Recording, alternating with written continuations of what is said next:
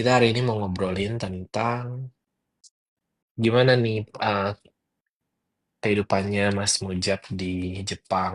Jadi imigran ya Kehidupan ceritanya. jadi imigran. Iya sih.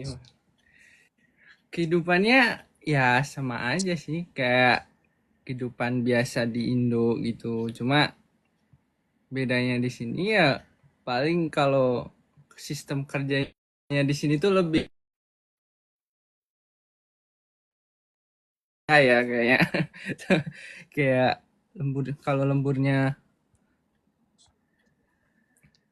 lembur juga bayarannya juga lumayan gitu. Terus kalau dari segi kerja ya normal sih, normal. Tapi kalau Ini buat ini lagi mungkin jam berapa buat nih? makanan ya jam 11.26. Mantap mantap. Paling kalau di Oke sini buat buat kehidupannya tuh buat awalan tuh ini makanannya buat penyesuaian makanannya yang kalau orang Jepang tuh kan biasanya makanan tuh rasanya tuh kayak tipis gitu, nggak mm, kurang berasa gitu kan kita yang dari Indo awalnya makanannya itu strong strong gitu kan terus tiba-tiba pas masuk ke sini tuh bumbunya makanannya ya. kayak berasa hambar iya kayak Bener-bener.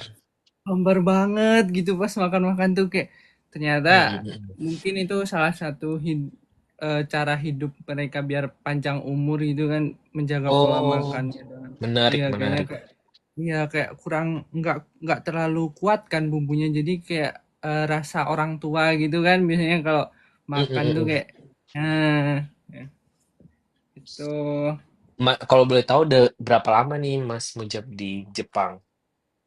aku baru saat berangkat itu Oktober 2026 2023 ya pokoknya baru setahun lebih berapa bulan Mm, gitu mm, mm. Sekarang udah bisa adaptasi belum sama makanannya, cuacanya?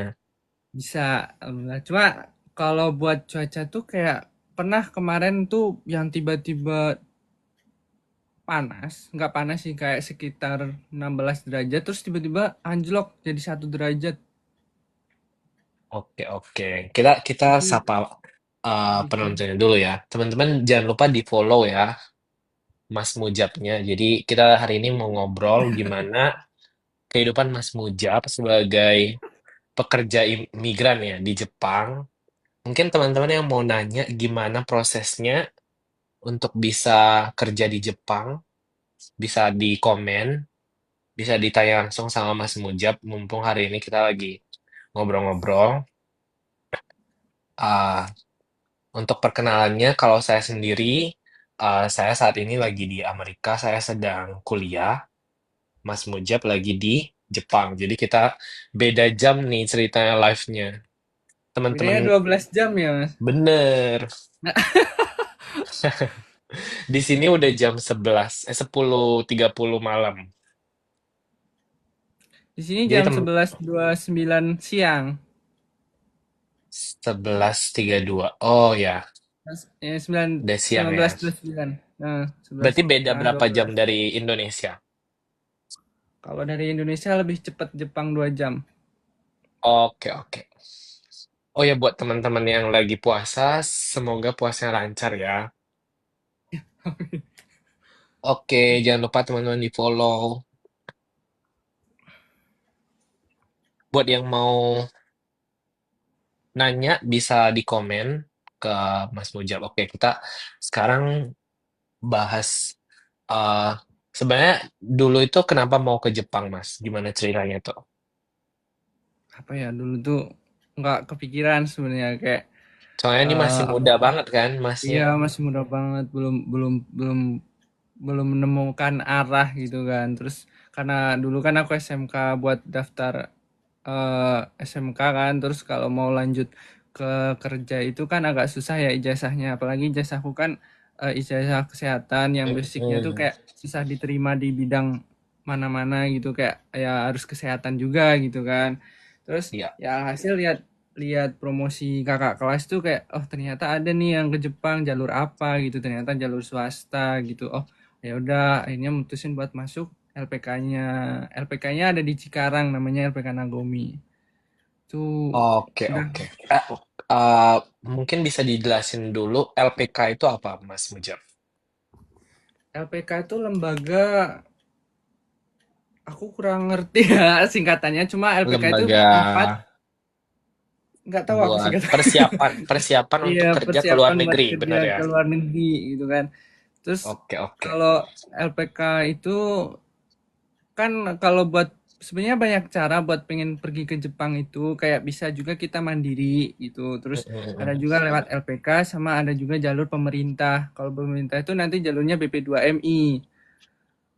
Tapi Oke, kalau oke. dari PP2MI itu syarat minimalnya itu harus D3 keperawatan. Sedangkan kan kalau kayak aku nggak lulusan SMK kesehatan gitu, dia nggak bisa nerima gitu. Jadi cara satu-satunya, kalau nggak, cara lainnya itu kalau nggak jalur mandiri, jalur LPK gitu. Kalau jalur mandiri agak susah kalau kita nggak punya kenalan yang udah ada di Jepang gitu, karena Oke. buat nyari jobnya itu yang agak susah. Kalau dari LPK nanti, LPK aku kebetulan juga enak gitu. Jadi ada dana talang, jadi kita nggak ngeluarin uang sama sekali dari apa namanya, dari proses masuk sampai pas mau berangkat itu kita nggak ngeluarin uang, cuma ngeluarin uang cuma pas buat medical check up sama akomodasi pulang pergi dari rumah ke ini ya, ke LPK-nya ya. Tuh. Oke, oke. Kebetulan juga Nah, sebelum benefit di LPK kita aku bahas itu. bahas gimana di LPK-nya, kita minta penonton buat like live-nya dulu ya, dipencet, di tap-tap screen-nya. Oke. Oke. Boleh di tap-tap screen-nya buat di like. Oke. So, jadi persiapannya itu dari awal daftar ke LPK-nya itu nanti ngapain aja, itu mungkin bisa dijelasin, Mas.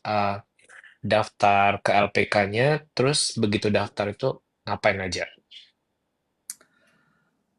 Dulu itu pokoknya sekarang kalau dari di LPK aku tuh persyaratannya berubah, karena kan seiring berjalannya waktu, karena dulu pas angkatanku itu kita yang bener-bener gak ngerti bahasa Jepang tuh diterima, masih mau menerima gitu ternyata. Mm-mm. Tapi karena kalau semisal bener-bener kita dari nol banget, bahasa Jepangnya itu prosesnya menjadi lebih lama gitu kan, memperlambat proses. Jadi buat sekarang itu prosesnya harus punya minimal minimal ngerti lah bahasa Jepang itu setara N5. N5 itu kan kalau bahasa Jepang itu ada levelnya masing-masing gitu, dari N5 sampai Benar. N1 gitu kan. Nah, dari N5 itu paling dasar, terus N1 itu yang profesional gitu kan. Nah, seenggaknya kita ngerti dasar-dasar huruf-hurufnya bahasa Jepang itu baru bisa masuk Nagomi gitu, masuk LPK itu. Kalau di LPK aku sendiri itu ada tesnya nanti. Tesnya tuh ada tes bahasa Jepang, tes wawancara, tes fisik, sama medical check up. Kalau semuanya udah lolos, nanti ada kayak trial percobaan sebulan buat di asramanya gitu gitu. Kalau misal selama sebulan itu lolos, terus kerasa enak gitu, lanjut ya lanjut sampai sampai job matching, terus nanti berangkat gitu. Cuma eh, kalau dari pemerintah aku kurang ngerti, cuma langsung kalau kalau yang D3 itu aku lebih nyaranin buat ke pemerintah aja, karena kalau di pemerintah tuh setahu aku kita bener-bener nggak ngeluarin uang sama sekali. Dan Mm-mm. kalau di swasta itu kan kita dana talang itu ya tetap kita sampai Jepang itu nanti kita bayar gitu, kayak utang lah ibaratnya. Oke, oke. Hmm. Jadi untuk yang melalui swasta, kita mesti bayar dulu ya. Mm-mm. Tapi bayarnya pas kita udah nyampe di Jepang. Kalau kita belum nyampe di Jepang, kita nggak keluar, kecuali kita keluar. Maksudnya nggak keluar uang. Kalau kecuali kalau kita mengundurkan diri, baru kita membayar denda. Oke, oke. Jadi ini buat teman-teman yang mau berencana untuk kerja di Jepang, bisa ditanya-tanya di kolom komentar ke Mas Mujabnya. Jadi sekedar perkenalan lagi, Mas Mujab saat ini sedang bekerja di Jepang dan Pemagang, kan? pemagang di Jepang dan Iya, tapi udah menerima hitungannya gaji sebagai pemagang. seorang pekerja dan tentunya gaji di Jepang itu bisa dua kali lipat atau tiga kali lipat dari di Iya, betul Indonesia. sekali. Mungkin yang mau berencana untuk kerja di Jepang bisa komen boleh bertanya dan jangan lupa juga untuk di-follow ya Mas Mujabnya. Oke, ayo. Jangan bisa dibantu juga untuk tap-tap screen-nya untuk di like live-nya. Oke, kita lanjut lagi Mas Mujab. Jadi kalau menurut Mas Mujab itu untuk kerja di Jepang itu kan syarat pertamanya itu mesti bisa bahasa Jepang. Itu gimana cara Mas Mujabnya mempersiapkan untuk belajar bahasa Jepang ini? Dan berapa lamanya? Eh, buat nyiapin lama aku, soalnya aku orangnya dulu kan kayak nggak suka Jepang ya, kayak nggak ngerti Halo bahasa Mas Jepang Nehal. juga kan, Iya. kayak Jepang tuh apa gitu Mm. ya. Terus apa namanya, kayak ya pokoknya kalau kita niat, kita belajar dengan tekun itu normal tuh 6 bulan tuh kita seenggaknya udah bisa itu level N5 N4 tuh udah bisa gitu, setahun ya bisa lah kalau misal emang niat itu buat nyampe N3 N2 itu bisa sebenarnya. Cuma Oke, balik oke. lagi tergantung pribadi masing-masing sih kalau buat belajar Coba bahasa itu sekarang kan ya. dites dulu. Ohayo gozaimasu. Ohayou gozaimasu. Udah mantep nih. Udah bisa jadi orang Jepang nih. Kayaknya mata Mas ini lebih sipit dari aku nih. Jadi mungkin cocok jadi orang Enggak, Jepang. ini kayaknya efek bangun tidur. Jadi Oh, tidur. kayak Oke, oke. So, kayak jadi buat teman-teman yang mau, oh ini ada pertanyaan. Kita sambil ngobrol, sambil ngecek komen ya. Siapa tahu ada yang mau nanya. Terus kalau nggak bisa bahasa Jepang, apa bisa kerja di sana? Ini dari kakak Iye Moja. Oke, mungkin bisa dijawab Mas Moja. kalau nggak bisa bahasa Jepang, kalau di job aku kebetulan kan aku perawat lansia gitu ya di panti gitu kan, Mm-mm. di panti jompo gitu kan. Eh, nggak bisa, harus tetap bisa bahasa Jepang karena kita kan di situ harus tetap mau nggak mau kita ya kayak ngobrol sama orang tuanya di sana, sama perawat yang lain, sama ya sesekali ada kalau misal ada keluarganya datang gitu terus nggak ada ya mau nggak mau kita yang harus menghadapi ya kita harus ngobrol gitu kan ya, jadi sebisa mungkin harus bisa bahasa Jepang cuma setahu aku ada job selain itu yang bahasa Jepangnya nggak terlalu difokuskan itu yang penting keniatan kita buat pergi ke Jepangnya itu kayak mungkin eh pertanian gitu kayak nggak terlalu Mm-mm. kepakai kan Nihongonya cuma ya tetap tetap tetap aja tetap mau job apapun itu kita harus tetap bisa bahasa Jepang gitu karena buat buat masuk itu kan kita nanti kayak ada kalau semisal jalur mandiri itu ada namanya ada SSW gitu kan Mm-mm. sertifikat buat kerjanya gitu kita harus ujian di situ nah di ujiannya kita otomatis harus belajar kalau kita nggak punya sertifikat buat kayak kalau misal perawat itu sertifikat apa ya namanya sertifikat izin kerja Bahasa ya? sertifikat Oh, izin kerja. ya sertifikat bahasa sama sertifikat kerjanya itu kayak di bidang apa gitu di bidang pertanian nanti ada ujiannya sendiri kita lolos di ujian itu ya kita bisa kerja itu gitu sebenarnya. Oke, mungkin ada yang mau join bisa join juga. Nanti kita sambil ngobrol-ngobrol. Oke, kalau boleh tahu Kak Moja asalnya dari mana ya? Dari Jadi Jogja. mungkin dan targetnya itu, maaf, Mas Yap, yang kakak yang komen tadi itu asalnya dari mana? Kalau Mas Mujab dari Jogja ya udah dijawab. Oke. Emang dari Jogja. Terus, oh dari Jogja juga sama. Oke, sama. Oke. Sama-sama orang Jogja nih Mas Mujab. Oke, jadi prosesnya itu mungkin mungkin yang dari niat awal itu berarti mesti bisa bahasanya dulu ya Mas ya. Iya harus meskipun kayak eh ya seenggaknya harus tetap bisa minimal N4. Mungkin Mas, menurut Mas Mujab ini ada nggak sih tips belajar bahasa entah dari YouTube atau dari buku? Karena kan untuk les bahasa itu kan mungkin nggak semua orang Mahal. mampu karena mesti bayar kan. Jadi Iya. ada tips mungkin tips hemat untuk belajar bahasa Jepang. Tips hematnya bisa cari di YouTube. Mm-mm. Banyak kok sekarang yang share-share, apalagi di TikTok juga kan kayak tips trik buat belajar bahasa Jepang. Cari aja nanti eh, ada satu channel tuh kalau di YouTube tuh Kinoko Channel namanya itu dia juga lumayan banyak nge-share cara belajar bahasa Ya. Jepang. Terus kalau buat bukunya buat tahap awal tuh aku saraninnya pakai Minani Hongo. Itu ada di Shopee dijual bebas gitu. Minani Hongo namanya. Itu buat belajarnya di situ pakai itu. Nanti ada penjelasannya bahasa Indonesia juga. Kalau misal kurang jelas, nanti bisa ambil cari di YouTube, di TikTok atau nggak bisa tanya ChatGPT juga kadang akurat kok. Benar-benar. Terus jadi tadi udah dikasih tahu kita bisa belajar dari channel YouTube Kinokur sama nama bukunya Mina Nihongo ya. Bisa dibeli di Nihongo. Shopee. Oke. Terus ada pertanyaan lagi nih dari Kak Iye Moja. Kalau boleh tahu namanya siapa Kak? Biar lebih gampang. Ini Kak kalau ke Jepang nggak punya visa kerja apa bisa kerja di sana? Kalau kalau masalah visa itu nanti kan visa Jepang tuh sebenarnya banyak banget ya jenisnya tuh. Kalau visa aku tuh kan visa magang gitu, jadi bukan visa Oh, kerja gitu. Jadi kalau visa magang itu kita cuma boleh magang di satu tempat gitu. Terus nanti kalau di jobku sendiri itu sebenarnya ada visa khusus ya, visa kaigo gitu, visa perawat gitu. Nanti kalau udah lulus ujian negara di sini kita bisa punya visa itu, visa kaigo itu gitu.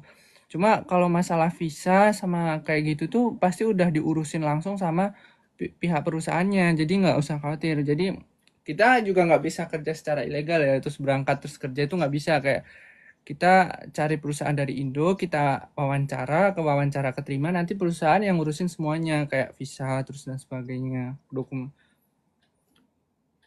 oke. Oke Kak Moja, jadi udah terjawab ya. Mungkin semoga persiapannya kalau memang rencana mau kerja di Jepang bisa lancar. Kita lanjut lagi Kak Mujab, mungkin uh, kita nanti balik lagi ke persiapannya. Terus gimana nih kehidupan di Jepang? Sekarang lagi musim apa nih di Jepang? Musim dingin tapi udah ke udah mau selesai musim dinginnya. Musim dingin. Dinginnya itu suhunya berapa kalau boleh tahu? Kalau sekarang udah mulai agak hangat, udah 14 derajat ya, tapi kalau semisal dingin tuh bisa -1. Wah, lumayan dingin ya. Kalau di Ya Indonesia, lumayan. di ruangan AC aja udah dingin banget kan? Gimana Iya. suhu -1? Terus ini Kak Moja. Oh iya, teman saya bilang katanya bisa kerja di Jepang di pertanian. Nggak ada sebulan kok bisa sampai sana. Oke. Mungkin Ya ada itu balik pengalaman lagi. Kak Ya Mujab balik lagi yang sama sama pihak penyalurnya buat kita ke Jepang sama kitanya juga gitu. Biasanya kan tetap ada enggak semua perusahaan itu meminta sertifikat bahasa, tapi yang penting kita punya sertifikat SSW tadi gitu kayak sertifikat kalau tapi setahu aku tetap seenggaknya itu kalau yang normal-normal itu kita punya sertifikat kerjanya itu lisensi kerja itu sama bahasa itu. Kalau udah punya itu emang bisa langsung berangkat gitu kan. Ada juga kan kalau semisal perusahaan itu urgent banget kayak butuh banget nih orang gitu kayak aduh siapa itu terus seenggaknya bisalah minimal perkenalan diri gitu bahasa Jepang ya bisa-bisa aja sebenarnya nggak ada yang nggak mungkin. oke. Cuma kalau Mungkin ya Kakak punya informasi nih, syarat pendidikannya untuk bisa ke Jepang itu ada minimalnya nggak sih? Minimal. kalau di LPK ku kan masih minori juga ya. Itu minori itu juga udah termasuk LPK lumayan terkenal di Indonesia ya. Terus Nagomi itu kayak Mm, anaknya gitu, yang khusus program kesehatan gitu, program perawat lansia gitu. Jadi Terus minimal ada mungkin SMP bisa nggak kalau mau kerja Kalau di SMP Jepang? kayaknya belum bisa ya, tapi minimal SMK SMA. SMA, Kalau SMK buat ya. Jadi ya, ya. buat yang berencana kerja di Jepang dan pendidikannya SMA mungkin bisa bisa dicoba ke untuk via swasta itu lewat LPK, kemudian untuk Cari yang aja di Google Minori gitu, nanti banyak ada muncul. mm-mm, Itu buat yang job in umum kayak ada pertanian pabrik gitu. benar-benar intinya kalau ada niat mungkin pasti ada jalannya Hmm. ya. Jadi ini Mas Mujab ini masih umur 20-an nih tapi udah sampai ke negeri Sakura. Tapi banyak Oke. teman-temanku yang udah ke sana di umur 18 tahun, 17 tahun. Oh, yang tentu saja kerjanya udah gajinya udah 2 digit ya. Iya, Kalau di Indonesia yang S1 aja belum tentu 2 digit kan. iya ya. Jadi ya mungkin yang tertarik Tapi untuk kerja di Jepang mm-mm. boleh Tapi komen balik ya lagi buat juga nanya-nanya. kerja di Jepang nggak semuanya tembus 2 digit. Kalau Mm, misal mm, aku mm. pernah lihat punya orang tuh juga ada di bawah 2 digit juga gitu. Cuma ya masih Mm, di atas 5 itu. Cuma tergantung jobnya juga sih. oke, oke.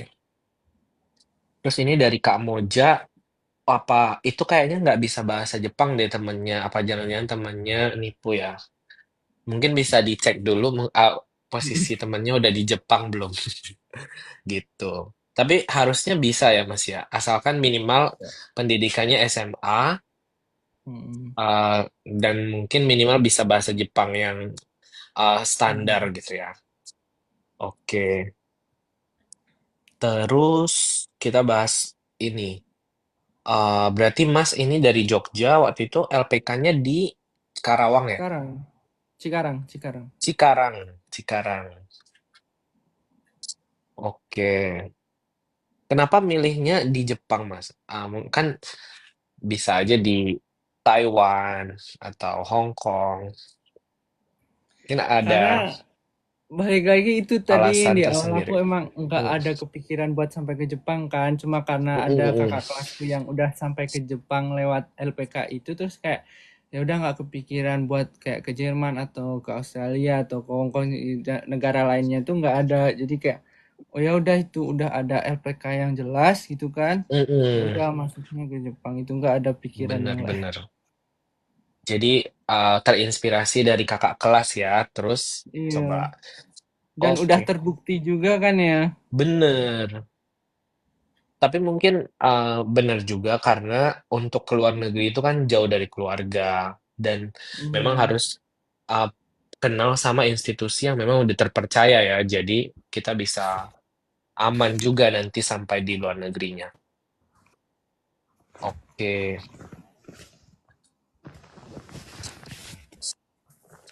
terus kita ngobrol kalau kalau sekarang kita ngobrol lagi ya kan topiknya itu ngobrol kehidupan di Jepang.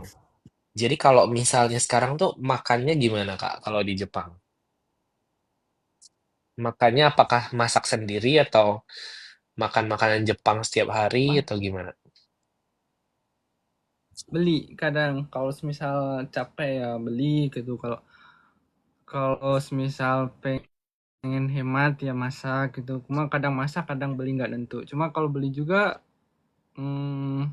nggak yang terlalu mahal juga kayak ya kalau kayak bento gitu makanan yang udah jadi gitu sekitar ya 500 yen sampai 1000 yen antara 50.000 sampai 100 ribuan gitu. Itu beli sekali makan buat satu kali makan aja ya bukan buat seharian gitu. Mm, mm, Itu mm. ada yang kayak gitu itu udah ada nasinya juga. Tapi kalau semisal kalau pengen lebih murah lagi nanti ada onigiri kan ke Jepang terkenalnya onigiri itu ya Mm-mm. paling 10 ribuan itu kan itu udah lumayan kenyang makan 30 ribuan juga udah kenyang gitu. Apa porsi makan orang kan beda-beda ya gitu Iya nah bener. kalau ya kan kalau kalau aku sendiri pagi itu karena nggak sarapan terus kayak langsung terabas siang ya gitu jadi kayak jadi makan tuh cuma siang sama malam gitu. Udah itu pun Oke, oke. kalau semisal masak paling habisnya tuh 500 ya 1000-an itu bisa buat sehari. Bedanya cuma ya makanya karena bedanya tipis-tipis hemat tenaga juga lebih suka beli. Lebih seringnya beli ya. Heeh, Ah, lebih enak terus beli. jadinya kayak mau masak juga males ya. Sama-sama. Aku juga Iya. pengalamannya gitu. Jadi kalau lagi sibuk, kebetulan karena aku kan di sini kuliah, jadi uh, kalau lagi sibuk kuliah, mau deket-deket ujian, pasti lebih banyaknya beli. Kalau lagi ada waktu, biasanya baru masak. Karena lebih hemat juga. Kalau di sini, kalau di Amerika justru lebih enaknya, lebih hemat kalau masak. Cuman ya Hmm, capeknya masih cuci piring dan lain-lain. iya sih. Oke. Capeknya parah Terus sih. di Jepang posisinya di mana nih, Mas Mujab? Aku di Toyama. Di Oh ya, Toyama itu Ma. kalau ya di bagian atas yang kemarin baru ada udah setahun yang lalu sih ada gempa yang biasanya di sini tuh kata orang lokalnya tuh sebenarnya di sini jarang ada gempa gitu, tempat yang aman gitu. Cuma kemarin ada gempa itu pas sempat tsunami yang bagian atas tuh tsunami kecil gitu. Karena emang agak tinggi ya 7,1 kalau nggak salah. Wah, lumayan ya. Nggak, tempatnya Toyama juga nggak terlalu kota. Iya lumayan. Banyak salju kalau di tempatku. Oh, tinggi nggak lokasinya, Mas? Lokasinya enggak sih, karena aku di dekat lautnya, enggak deket-deket laut banget, cuma di ini di kotanya, Jadi di di, kota di Toyamanya. kotanya ya. Oke. Kalau ke Tokyo sama ke Osaka itu tengah-tengahnya. Oh, jadi tengah-tengah Osaka sama Tokyo. Mas, Mm-mm. kotanya itu seperti apa kira-kira? Rame orang nggak? Kayak Jogja, kayak Semarang gitu ya. Kayak aku Mm-mm. ngelihatnya tuh kayak nggak terlalu kota, nggak terlalu desa, tapi semua hampir ada gitu. Cuma Mm-mm. bangunan-bangunan tinggi itu juga nggak terlalu banyak yang heboh kayak di Tokyo gitu, nggak. Cuma kayak ada beberapa, cuma nggak banyak gitu. Kayak ya kalau di Indo paling ya kayak kayak Semarang, Salatiga gitu. Ya kan nggak terlalu sepi, nggak terlalu rame ya kalau Salatiga tuh. Benar-benar. Hmm. Tapi kalau Jogja Terus, ya udah lumayan rame. benar-benar. Jadi selama di Jepang udah kemana aja nih, Mas? Kan udah setahun lebih ya. Setahun aku ke Osaka 2 kali, ke Mm-mm.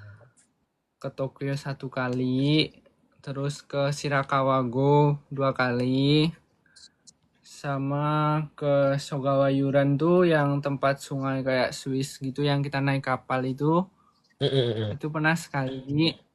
Kemarin trip sama teman-temanku itu naik kapal di situ.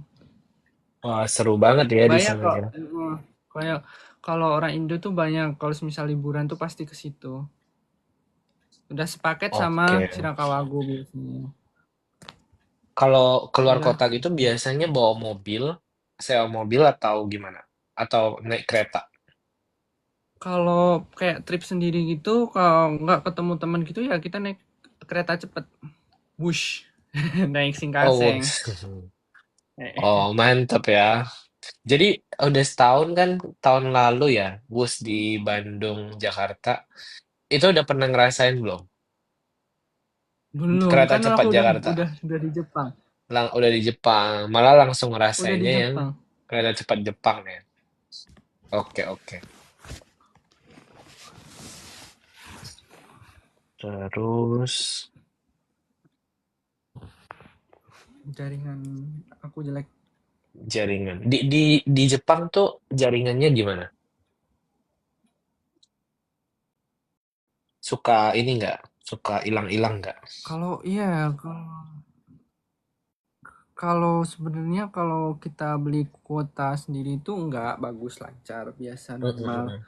Cuma ini karena wifi gratisan jadi suka hilang. Iya, kuota di sini juga lumayan mahal. Sekitar Oke, kalau kuota aku sendiri 15 giga 18 giga tuh 250-an